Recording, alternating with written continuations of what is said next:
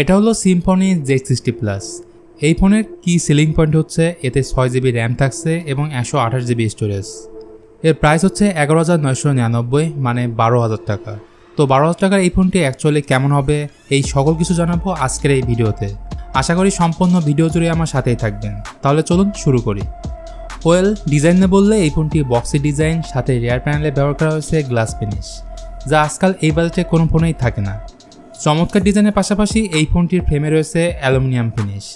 ফোনটি দুটি কালারে পাওয়া যাবে, ব্লু এবং সিলভার। ফোনটির রাইট হ্যান্ড সাইডে থাকছে ভলিউম রকার ও পাওয়ার বাটন, লেফট সাইডে থাকছে সিম কার্ড ট্রে।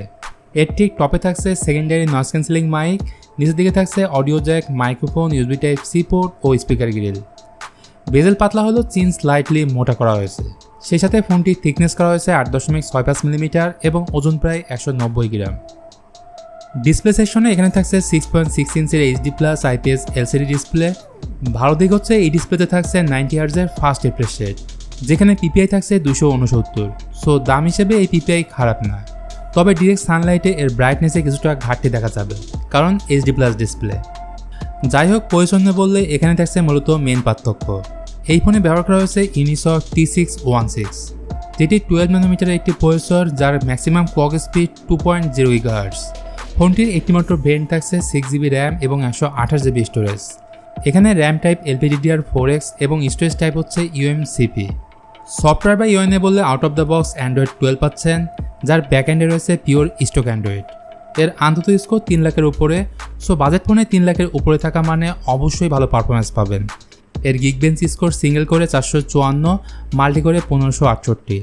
মূলত গেমারদের কথা চিন্তা করে Symphony Z60 Plus বাজারে আনা হয়েছে।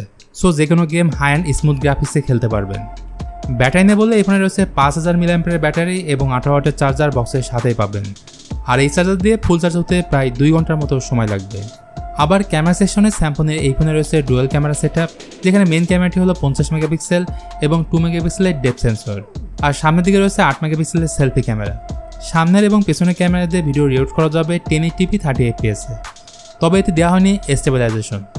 তো সব কিছু মিলে 12,000 টাকার ফোন বিবেচনা করলে Symphony Z60 Plus এই মুহূর্তে ভালো ফোনের কাতারাই পড়বে, কারণ কম দামে সবারই ডিমান্ড থাকে ভালো ডিজাইন, ভালো ডিসপ্লে প্লাস ভালো পারফরমেন্স।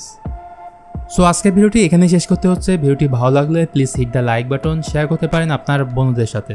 আজকের মতো আমি মিথুন এখানেই বিদায় নিচ্ছি। সবাই ভালো থাকবেন।